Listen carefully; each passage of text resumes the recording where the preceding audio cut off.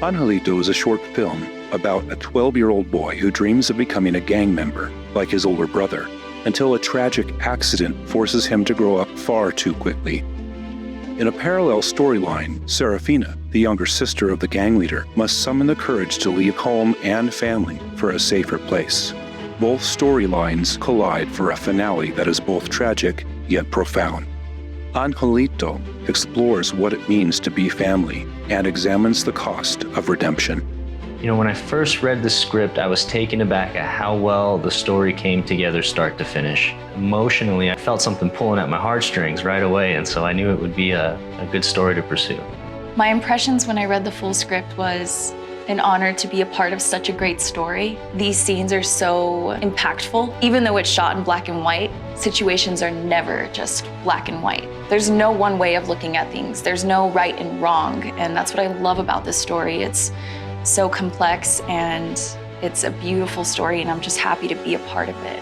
It's impactful, and I think the lessons are real, and the acting feels real. The characters feel real. It brings you in to a very hard situation, and it shows you that light, and it shows you the journey, but it also leaves you with a bit of appreciation. It's a redemption story, really. It's about finding some meaning in life when we're really all victims of circumstance, victims of our environment, and finding a way to make peace with that. I can't be happier with the cast and how they performed, how they brought such a reality to their performances. The casting process for this was quite a challenge. I wasn't sure we were ever going to make this film because after several auditions, we didn't really find what we were looking for, and so there was a little bit of uncertainty in the air. But when Alec walked in for his audition, for someone who's never stepped on a stage, who's never read lines, who's never memorized a script, who's never been in front of a camera, within the first minute of him reading his lines to us, I was taken aback by how well he embodied the role. I remember looking over at Brent, the director, and we both had this look in our eye like, oh my God, I think we're gonna make this film. He came ready and prepared to give it his all each day we shot. And in fact, one of the days he walked on set and he was sick to his stomach. He had eaten something that didn't sit right, and he was nauseous. And this was like the big day for his character. He had to bring it all this day, all the emotion he had. I kept asking him, are you okay?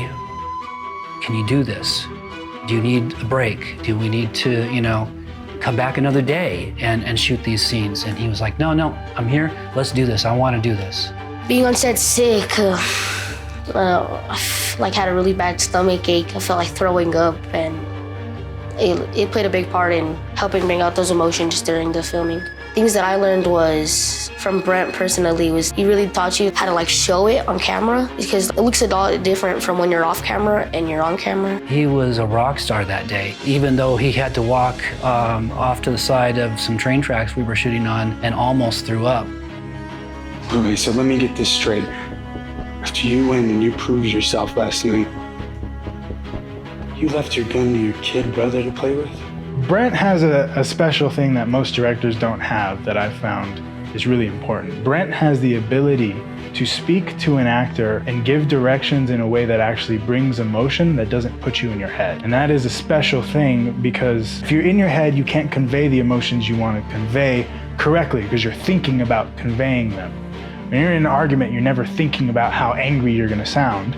It just happens because you're in the moment. And Brent knows how to put you there. Robel's performance, I needed it to be so nuanced, to be able to not be the cliche villain. And I think he was really able to embrace that and pull that off. Robel listened so well to his fellow actors. I could tell when I was watching the scene that he was right there. If I yelled cut, he kept going. He was so into that character and what was happening at the moment. I've never worked with any of these actors before, but every single one of them, they blew my mind. They blew my socks off with their performances.